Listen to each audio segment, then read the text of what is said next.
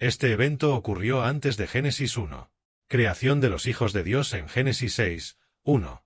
El nivel 4 del libro de Job intrigó a muchos lectores de la Biblia debido a la misteriosa identidad de los hijos de Dios y de los Nefalim en la historia bíblica de Job. Había un hombre rico llamado Job que vivía en una región llamada Yusi junto con su gran familia y numerosos rebaños. Él era un hombre justo y recto, siempre esforzándose por vivir moralmente. Job tenía una relación muy disciplinada con Dios, hasta que, de repente perdió todo lo que tenía.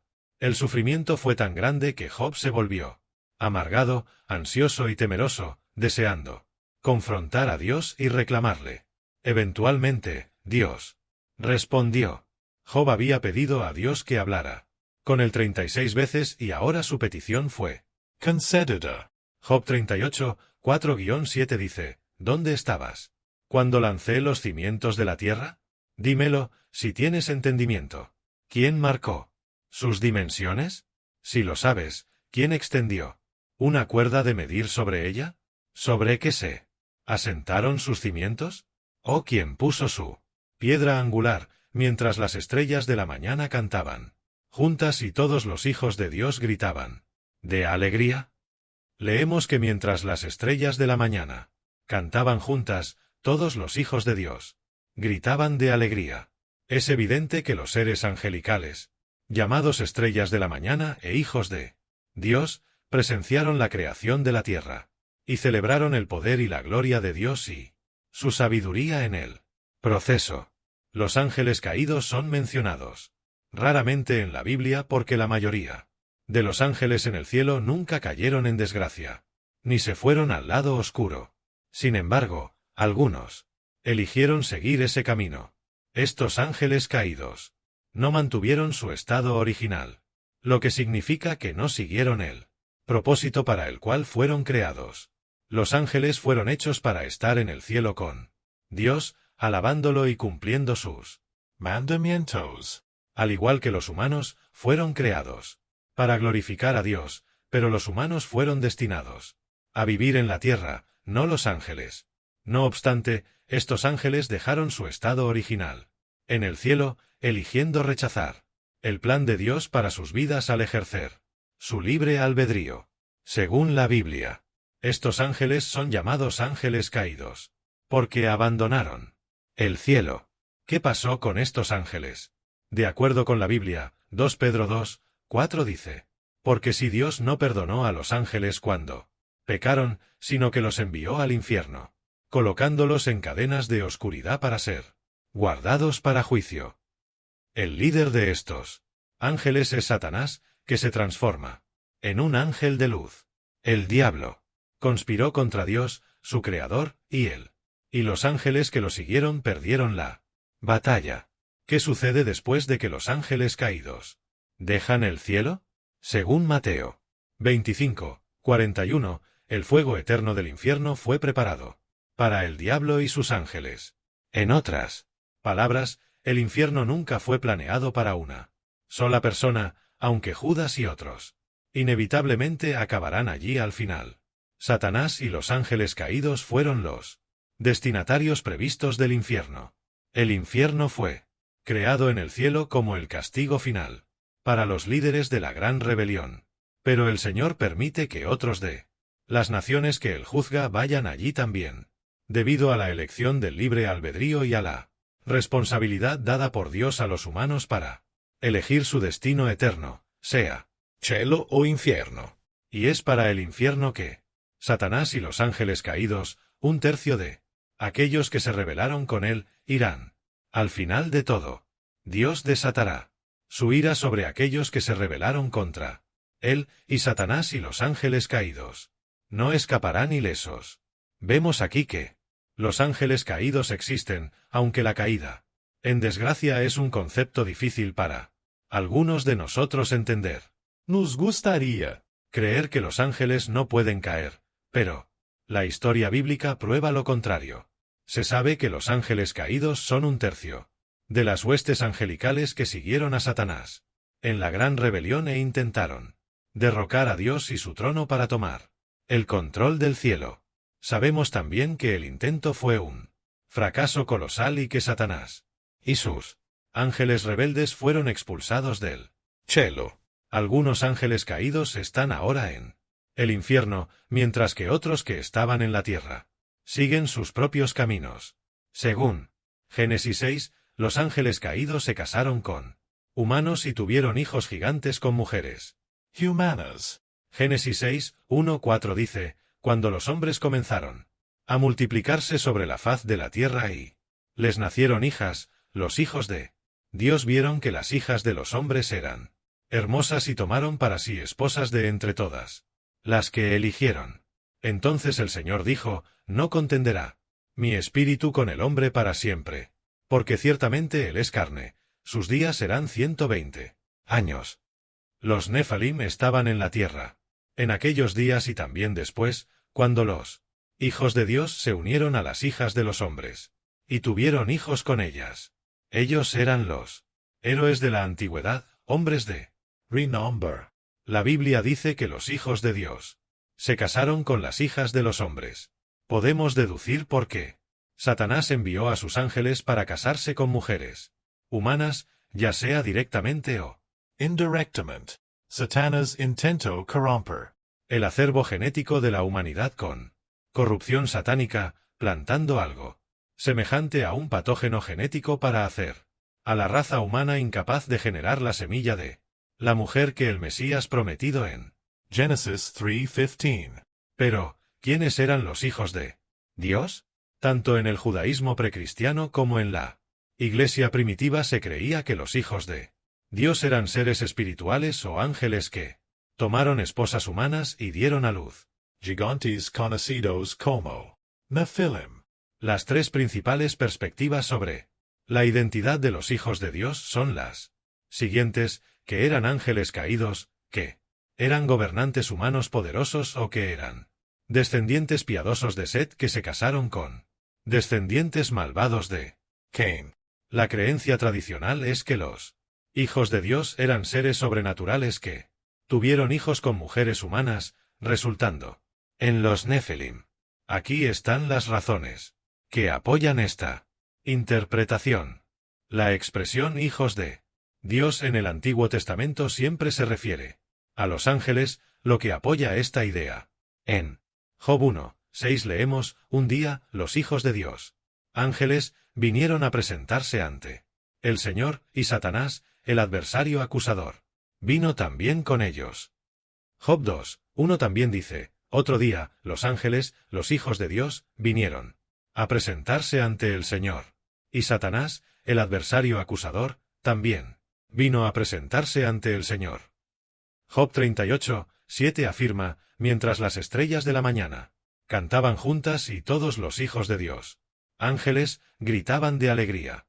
En todos estos pasajes, los hijos de Dios son descritos como seres espirituales, ángeles, incluyendo a Satanás.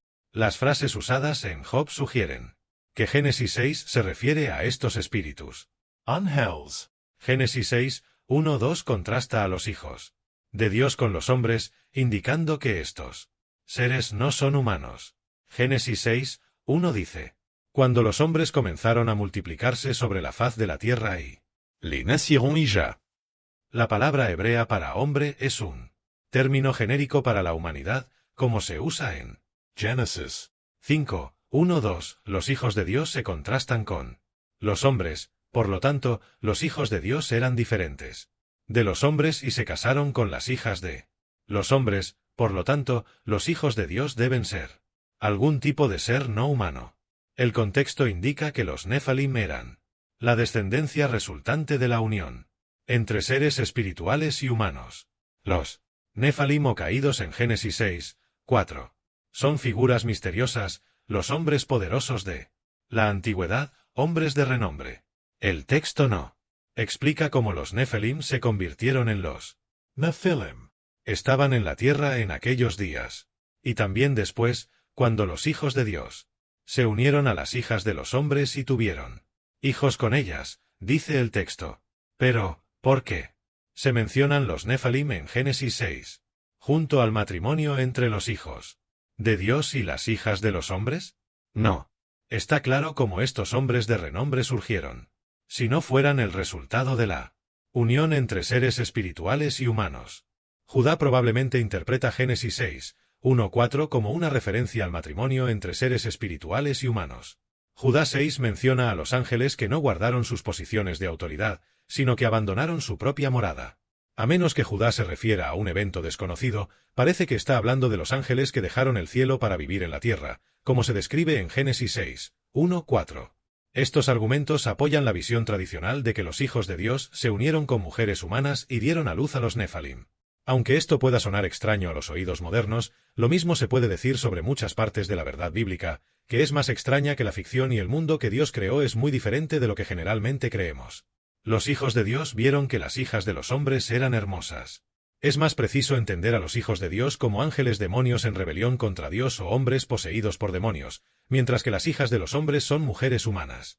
Judá 6 dice, y a los ángeles que no guardaron sus posiciones de autoridad, sino que abandonaron su propia morada, los tiene en la oscuridad, atados con cadenas eternas para juicio en el gran día. Judá 6 también explica lo que Dios hizo con esos ángeles malvados. Pedro 3, 19-20 nos informa que Jesús proclamó su victoria en la cruz a ellos. 1 Pedro 3, 19-20 dice, después de ser vivificado, él fue y proclamó a los espíritus encarcelados, a los que fueron desobedientes hace mucho tiempo, cuando Dios esperó pacientemente en los días de Noé mientras se construía el arca. En ella solo unas pocas personas, 8 en total, fueron salvadas mediante el agua. Como podemos ver, Satanás es mucho más que una figura roja con cuernos y un tridente.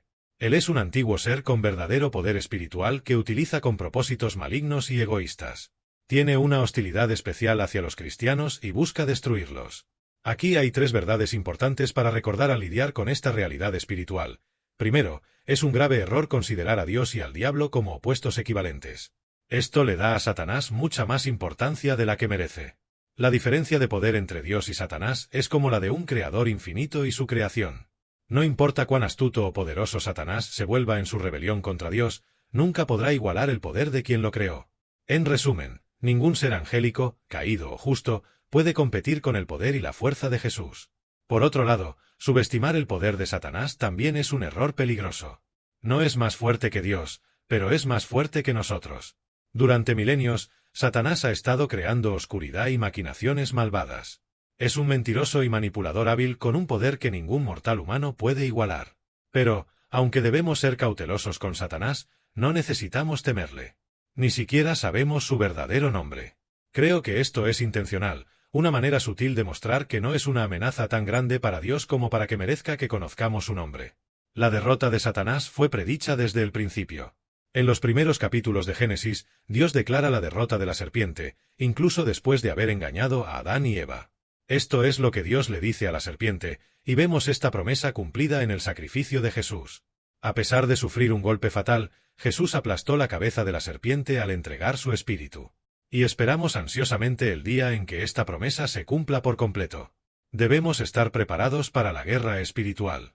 Muchos de los que crecimos en tiempos modernos somos a menudo ciegos a las realidades espirituales y las fuerzas invisibles en acción.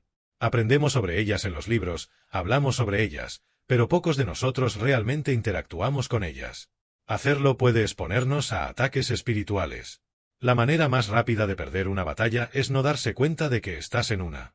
El poder de Jesús es mucho más que palabras en una página y esperanza después de la muerte. Cada día ocurren batallas espirituales a nuestro alrededor. Si queremos ser guerreros espirituales efectivos, debemos dedicarnos a la oración, sintonizar nuestros corazones con la presencia real de Dios y cultivar el discernimiento mientras buscamos hacer la obra de nuestro Padre. Nuestro adversario es poderoso, pero nuestro Dios lo es aún más. La guerra espiritual está ocurriendo ahora y afecta a todos en el planeta. Es un enfrentamiento entre 2 reinos. Un reino está liderado por Dios Todopoderoso, el Príncipe de la Paz, mientras que el otro está liderado por Satanás, el príncipe del poder de las tinieblas. Un mundo espiritual nos rodea, mucho más populoso, poderoso e ingenioso que nuestro mundo visible de seres humanos. Espíritus buenos y malignos se mueven entre nosotros. Se desplazan de un lugar a otro con velocidad y silencio. Viven en el aire que nos rodea. Algunos que conocemos se preocupan por nuestro bienestar, mientras que otros están en nuestra contra. Existen 2 reinos, uno para Dios y el otro para su gran adversario, Satanás. Uno representa el bien, mientras que el otro representa el mal. Uno representa la luz, mientras que el otro representa la oscuridad. Uno representa bendiciones, mientras que el otro representa maldiciones. Uno representa la vida, mientras que el otro representa la muerte. Estos dos reinos antagónicos no pueden coexistir. Están en conflicto. ¿Cuándo comenzó este conflicto espiritual? ¿Cuáles fueron las causas? Después de ser expulsados del tercer cielo, Satanás y sus seguidores se unieron y formaron el reino rebelde que aún existe hoy y continuará existiendo hasta que sea destruido por el poder supremo de Dios. Pablo nos advirtió que mantuviéramos nuestro objetivo principal en mente para que pudiéramos enfrentar las maquinaciones del diablo y no volvernos unos contra otros. Él enfatizó que nuestro adversario no es carne y sangre.